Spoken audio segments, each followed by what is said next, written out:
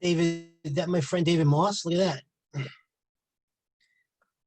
How are you doing? Rabbi, I'm sorry for joining late. It's David. You're not late. You're early. Am I? No, you're right on time. Oh, I thought it said 12:15. No, 12:30. Oh, okay. Wow. Oh, so that's terrific. How you been? I am good. I think last week, the other night was really great. Did you get good feedback? Very good feedback. Yeah. Oh, My room was a little technical. We had some technical issues, but I think most people. Jamie was in my room. He didn't get in. I don't know. He didn't get into your room. I don't know how. Why? What? I was But with Jordana from I guess. Dana for Barkov.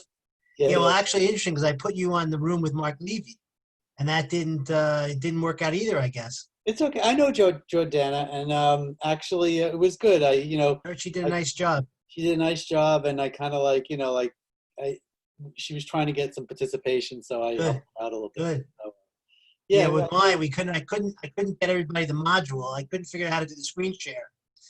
And then also someone was talking in the middle with her husband, and they must have been away from the phone. They didn't realize. And they were we couldn't stop it because I couldn't mute them. Uh-huh. So, we have to figure out some of those technicals, but I think overall it was a good program. Yeah. 200, more than 200 people were on the line. Yeah, I thought it was very, very, very well done. And listen, for the first time, I think whatever glitches you saw, they were minimal. Yeah, I think you're right. So, all good. In any event. I see your office basement there. I see golf clubs. It's good. Those aren't real golf clubs, but Oh, no, really? well, they're they're like antique golf clubs. I don't know. Okay. I inherited them from my mother-in-law when she moved. Okay. But yeah, it's a working office now. Good. I got this. I was last week. I was, this is permanent. So last week I said I can't function with this inkjet printer anymore and scanner. It was like fussy and So you had to get a laser, a nicer one, huh? So I said, you know what, this is gonna be for a year. So I said I got this real like I would have in the office. And Lauren says, what is that? Because it's big. But I said already it's making my life better. So anyway, yeah. So anyway, everything good? Your boys are good? Yeah, they're coming back now. They're coming back now. They kind of I just got 2 boys back the last 2 days. Uh-huh. So it'll be nice to have them for Shabbos. Right. And then one of them stays, one of them goes. It's a lot. It's very in and out. With my boys over the summer. Okay. So, but I'm glad they're busy. That's the important thing. It's not so much better than what they were doing before. It's tough. You got to keep them busy, and it's not easy on them at all. No. So. No. So I went riding. We'll start in a minute, but I went riding Sunday. Yeah. For an hour, and on Monday my calf remember I had that calf problem. It just sort of tweaked it again somehow. But it was healed, but it was like same pain, same place. It didn't crunch up like it did before, but you stretched before and after? I did. Yeah, I've been stretching it. I don't know. So what do we have on the agenda today? So there's a 48-way called Binat Halev. Binat Halev is the 4th of the 48 ways. And most of the ways that we had before, the first one I think was study, constantly thinking about worlds, about studying, finding Hashem. Then we had arrange things on your lips, say them out, power of speech. We talked about, I forget, there was another one more, I'm not blanking. And this is Binat Halev. So the interesting thing about Binat Halev is the word Lev means heart, and Binat means understanding of the heart. That's the literal translation of the term. And it's interesting because the Lev in Judaism means a few different things.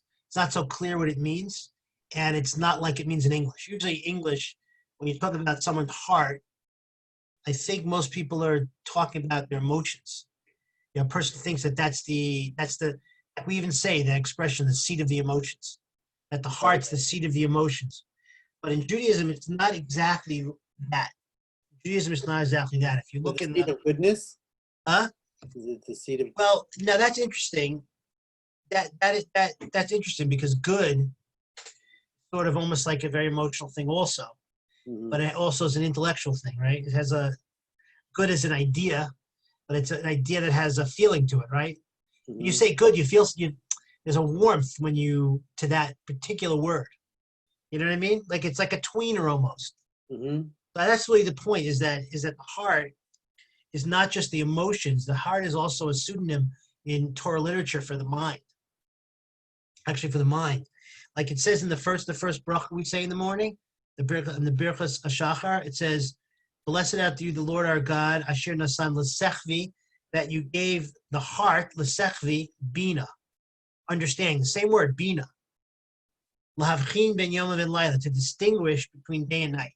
That's the first blessing we say in the morning blessings. Now, the Art Scroll translates it as heart, L'Sekvi, but the commentators say L'Sekvi also means rooster. One way to understand this blessing is you gave the rooster the ability to distinguish between day and night. Right. Okay? Now, the interesting thing about the rooster is that the rooster distinguishes, right? So this idea of Bina and what you're trying to do with your lave is you're trying to distinguish between two different things to get at the truth. And I think that's often that's what this is going to be about. It's going to be about trying to clarify and to purify the heart. Okay, not a simple thing. Now, before we say that, is that it's interesting because if you ask a person to point like to who they are, like point to the essence of who they are, a lot of times they point to the heart. They point here because there's this thinking, and it's a Torah concept, a mystical concept.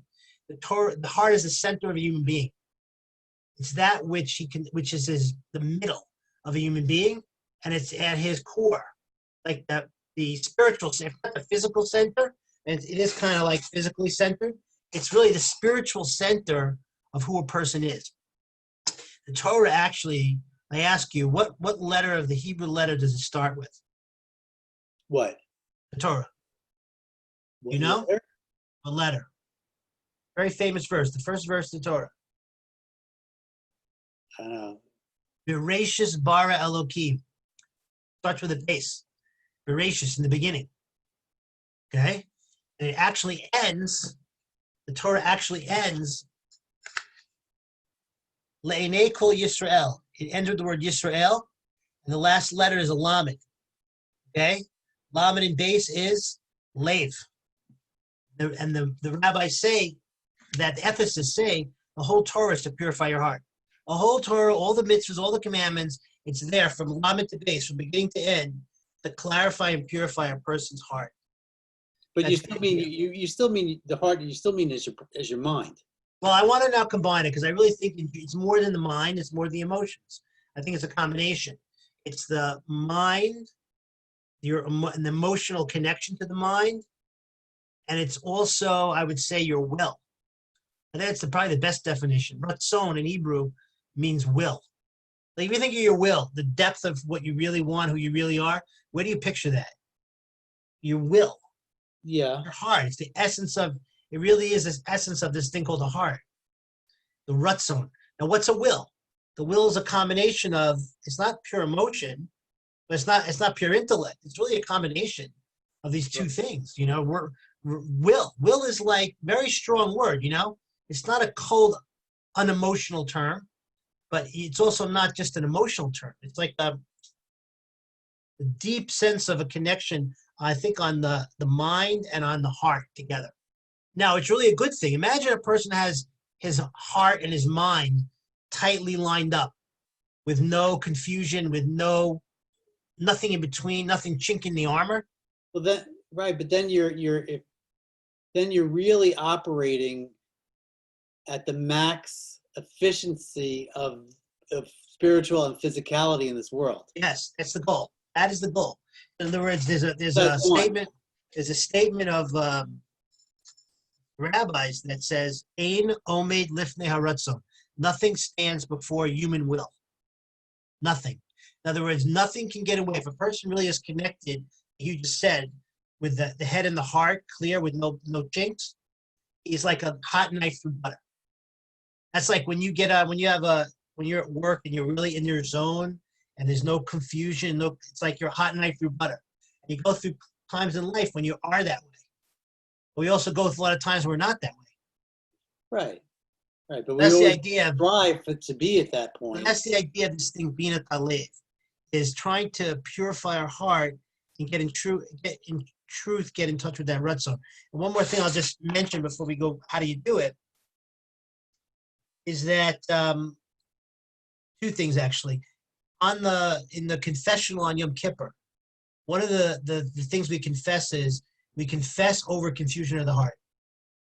That we leave ourselves too often in that state. Okay, now it's interesting because on the al hates, we take our fist and we clap our chest over the heart. That's what we're hitting. Why? So a person in Hebrew is Adam, Aleph, Daled, Mem, Adam, right? And it's two parts over there. Have you heard this before? There's Dam, the Daled, the Mem. That word in Hebrew means blood. Dam is flesh and blood. And the Aleph always stands for God. The gematria, the numerology of Aleph is the first letter, is 1. So it's like always, and Aleph means the chief. So it always stands for God, like Echad, right? That's God. So you have Adam as a compilation of godliness, standing for the Aleph, and Dam, the flesh and blood. And they're kind of like it, So that's human being. By hitting your chest, you're really just acknowledging that you weren't in sync at that moment, and this is what happened. And what got you in trouble was the flesh and blood side. That's what really happened, meaning you didn't fuse them together, the Aleph and the Dam. You separated them, and that Dam got in your way. That's kind of the background. So there are two ways we can work on trying to get more in touch. Now, one is hinted at in the expression Bina Talev. Bina is one of those, is an aspect of intelligence, an aspect of, like Chabad. You know what Chabad stands for? It's an acronym, right? Chabad is actually an acronym. You know that, right? Mm-hmm. So it's an acronym for Chachma, Bina, and Das. Chachma is information.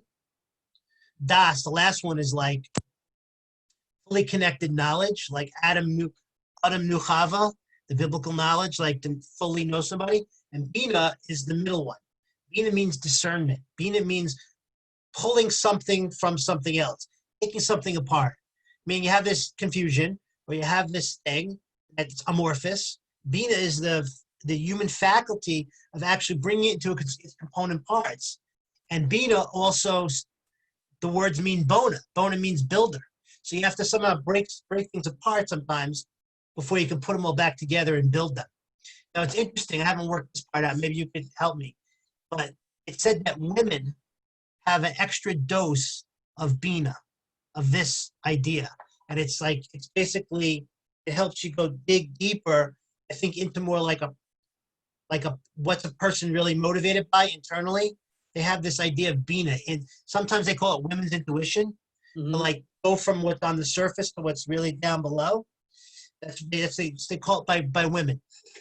Okay, so there are two ways we could kind of get at this a little bit. And one way is to clarify confusion. So let's just take a random, situation. You're in a meeting, right? A person's in a meeting with their boss. And the boss says something a little snarky to the employee, right? That he takes offense to. So the employer makes a comment. The employee gets, I would say he feels an emotion. Emotion's probably anger or embarrassment or whatever the emotion was, right? Let's take anger. He says what he says. The employee feels anger. And then what does the employee do? Boss makes comment. he feels anger. What is the boss? What can the employee do? Well, sometimes the employee might just shut down, or the employee might rise above and try to, you know, I guess, try to work through the situation, that he's going through. Or Or he lash out also, or say the or wrong thing. he might lash out. He might lash out also. They can do a lot of things. We don't know what he's going to do, right? But if I asked you, say he lashed out. So the boss said snarky comment, employee got mad, he lashed out. So if I asked you, why, if you ask the employee, why did you lash out at your boss? What does he say?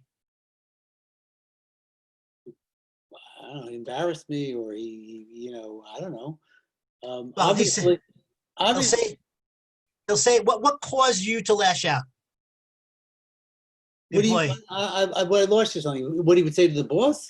No, if you were analyzing the situation, you're trying to get him to understand what's underneath this whole thing, and you say to him, "Yeah, Scott, why did you snap at the boss?" He'll say, "He insulted me. Didn't you see that? He Right. insulted me." Step A is insult. Step B is emotion. Step C is retort. Action, emotion, reaction. So we'll tell you. So if he didn't insult me, I wouldn't have snapped at him, right? Right. He's missing one very, very important thing, which is decisive. You know what he's missing? The missing link in that equation is there's one more step between the boss saying his snarky comment and him feeling angry. But what was the boss trying to say? You obviously. It's somewhat immaterial. I don't really care. In other words, the boss has his own analysis to deal with. But he says a comment, snarky comment. Guy feels mad, lashes out. What's in between is thought. Is that the guy had thought about what this comment means. He interpreted that comment in a certain. Give you another example. Say the employee, same example, but the employee, it's thin walls at the company, and he's next to his boss, and he just heard that the boss's best friend passed away, God forbid, Right. before the staff meeting. He comes to the staff meeting. The boss says snarky comment. Well, then he has better understanding that He doesn't even feel angry. Probably he feels pity. And he doesn't snap back. Right. Right. So that's just illustrating that what was going on was he had thoughts in his mind which were, I would say, invisible to him. Really, I would say they were under the surface. I would say they weren't really. He wasn't really aware of them. What was really going on underneath, which caused him to react the way he reacted. So thought is the missing link here. Now, why do I think this is so significant? Because most human beings go through their whole lives in this pattern. They go and they get a parking ticket, and they're angry because they got the parking ticket, and they chew out their son when he gets in the car. I can't believe you made me pick you up. You forgot your water bottle. Now I got a parking ticket. They come home and their dinner's not ready, or whatever the case might be, and they get frustrated, right? And basically someone does an action, something happens, they have an emotion, and then they have a reaction. And they don't realize, so what do? They try to manage their lives to get rid of the problems. Like, if only I could get rid of this boss, I would be fine. If only my kids wouldn't be so forgetful that I have to run to the school all the time, we wouldn't have this cantankerous relationship. If my wife would just be competent like I am, and I'm responsible for my side of the street, if she was responsible for her side of the street, so I'm trying to work on her, make her be a little better. Some people work on it by divorcing them. Like, people try to manage their ground because they think what's causing their emotional state is their situation. And that's like ubiquitous. Well, what I've learned in life through maturity is, I've had situations like that, and where I would kind of retreat, But now I usually like throw it right back at the person since I'm trying to better understand, what you just said. And I throw it back on them to kind of clarify because I don't want to be in this head trash area with regard to it. Well, that's a smart way to do it. But what that's a very good point. But most people, it's so fast. It happens so fast. Is that they have an emotional reaction? What if it's not? Let's see. What if it's not so blatant like that? Like this is blatant. The guy said something. What if it's that you're in traffic? You're in traffic, and you get upset. You get agitated. You get nervous. You're anxious. You have a meeting to go to, whatever the case might be. So if I ask you, David, why are you anxious? You say, I have a meeting and I'm in traffic.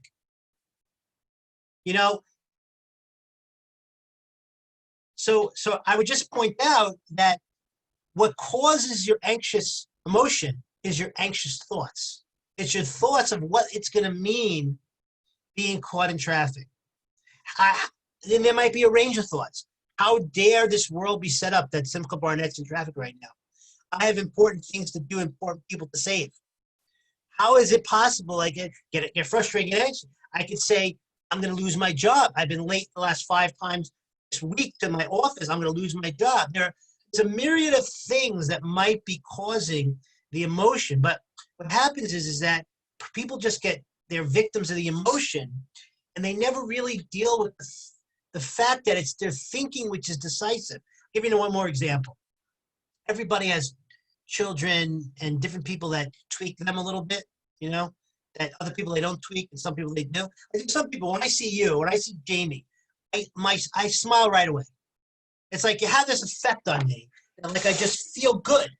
So, so how did that happen? That it's obviously I have a thought process which puts you in a box and makes me feel good, right? There's some people I'll see. Oh my gosh, my thought process is the other way around. I remember one of my kids is a little difficult like that, and I find him sometimes annoying.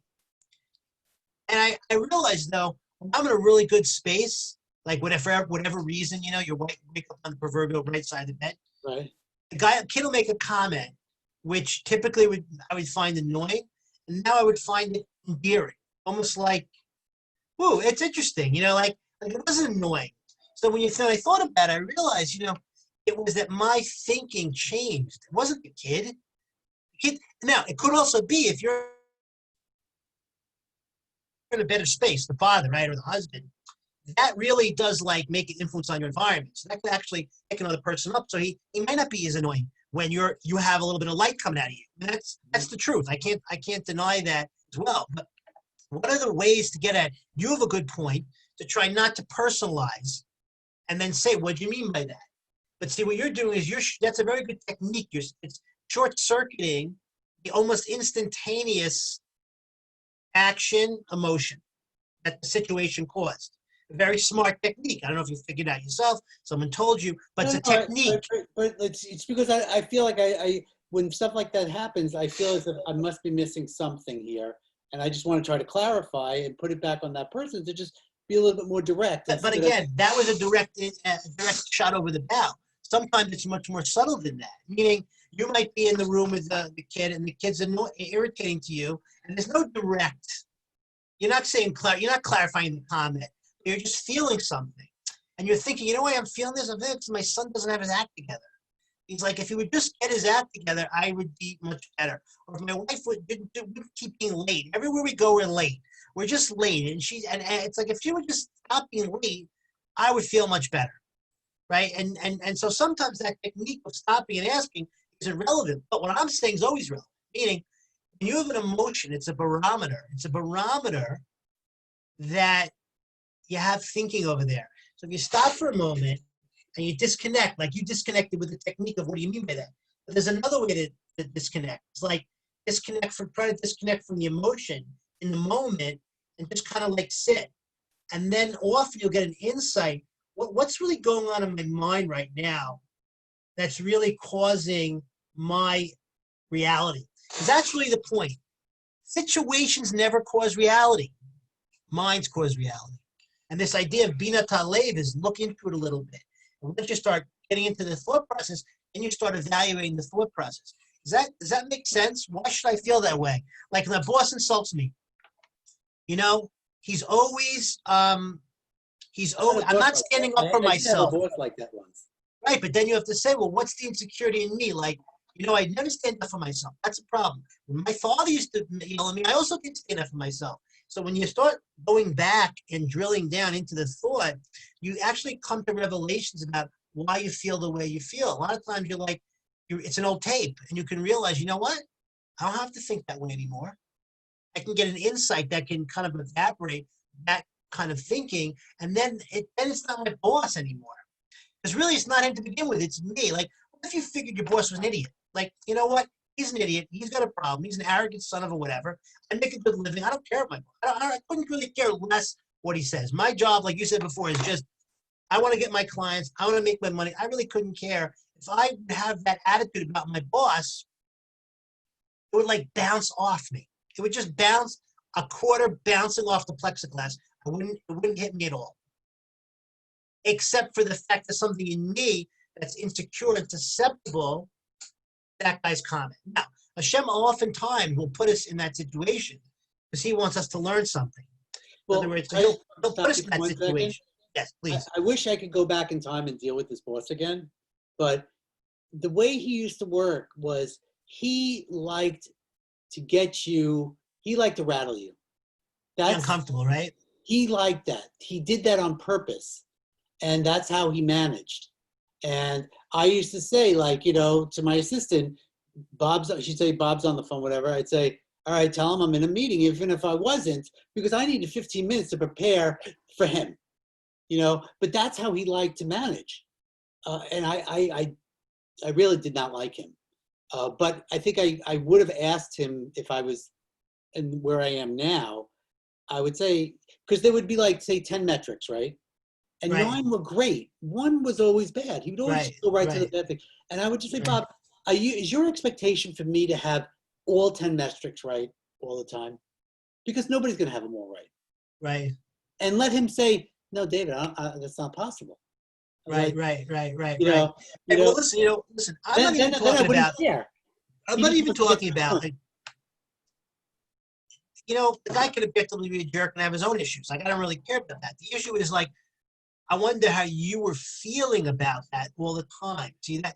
In other words, I hated you carrying an emotional burden. You see, that's the point. You see, you were carrying an emotional burden because there was something in your head, how you interpreted his actions. It would filter into like other things. And that's what I'm talking about right now. Is like, think about it and dig in, Bina. Dig in and separate out the other things. And then a lot of them are just things that, wow, that was when I was 10 years old. That doesn't apply anymore. And I can really purify it, get it out, right? But when we don't do that, we just stay in this sort of haze of emotionality. We don't really enjoy, we don't really, aren't as productive at really knowing how we tick, and we can't access our true, that knife and butter thing, because we're just at that confusion. Imagine that all that stuff's out of here. I could be more my knife through butter because I'm lined up a little bit more. Well, the point, I'm guessing that the point of this is to be able to recognize these things and put them where they're supposed to be, and so you can, so you can eliminate all of that stuff. But so there's two things, like you just saying now. There's like awareness. You first need to be aware this is going on. Like a lot of if a lot of this is very fast and very kind of emotional. So the emotion to me is a guide. It's a early warning signal that there's something going on in your mind, in your thoughts, and the way you think about life. And this way is really telling you, let's figure it out. Weinberg was very interested in really working out. Like his first question he would ask people is, "What are you living for?" That's a tough question, and that's a question that he would ask a 22, 23-year-old kid at college, and they probably never even heard it before. What do you mean, what am I living for? Have fun, do whatever. They never really thought about it. And he would talk about the binding of Isaac. And he would say that when God told Abraham, don't kill your son, what the deep lesson was from that story is, you need to know what you're ready to die for. Not because I want you to die for it, because I want you to live for it. But if you don't know what you're willing to die for, you never really know what you're willing to live for. or what life's about. He says that's the essence of the story. He says if you don't figure that out, you're just playing with monopoly money.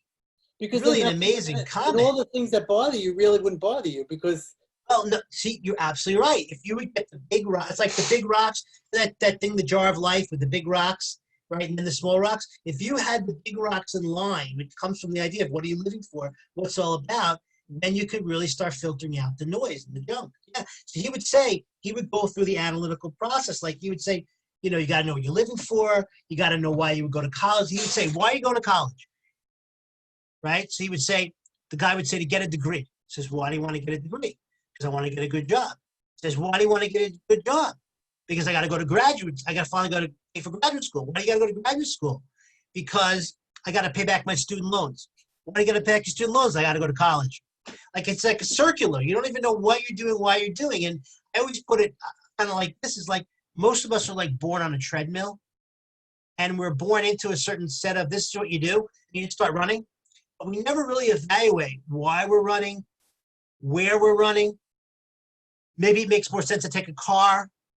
Maybe it makes sense not to run at all and think for a little while, and that'll help me with my next marathon or my next running operation. And we don't do that. We just kind of get set on this treadmill. And I always look at this as when Pharaoh didn't give the Jews time to think. That was his main strategy. Don't give them time to think. Don't give them time to sit, get into their heart, evaluate who they are, get rid of the confusion. Because then if they think, they're going to overthrow me. If they think, I'm in trouble. That's what this thing is about. It starts saying things in my life, you know, my relationships, you know, so let me start thinking about them. You would say, take out a piece of paper. If you have a situation with your son or your wife, like write out, like, what are all the positive things here? What are the negative things? Why do I think this is going on? Like to think about it. Don't run away from that. And if a person's not used to it, it's like could be a little painful because any thinking can be sometimes painful, but really can make tremendous strides just sitting and thinking. And then the other added last element we can end on is Hashem also helps you. When a person signifies, I really want to know and understand what this is about, he helps. well, Particularly if you ask him for insight. well, I've almost never really asked and focused where I didn't get some type of real insight about something. I don't ask enough. right. Well, on that note, I sometimes something will happen, mostly with work, but other personal things as well. And like I'll always pause because I don't have like either I sometimes I need to find a path to resolution, or I need to have better understanding, or and if I pause and I think about it and maybe come back to it, and sometimes I ask for help too. Sometimes all of a sudden I'll have the answer. And it was There's another element you're adding that I see from you, which I could learn from. I think a lot of people could. You actually have a sense of humility about you, meaning the fact the pause means, you know what, I might not know everything here. Because if I didn't have humility, I wouldn't pause. I would just act. I would just react. I know better than you all do. I know what's going on. You can't tell me anything. But you have a very nice sense of humility, which allows you to pause. I don't think everybody does. I'm afraid of myself. I'm afraid of, like whatever. Than something, Okay. Oh, you know what? Saying so the word, maybe saying the wrong thing, or you know what? But it's a good attribute because it basically allows you to pause. How many people do you know never pause? They're so sure of themselves, and rightly or wrongly, right? And it gets them into a lot of trouble. Well, I didn't come up with this, Rabbi.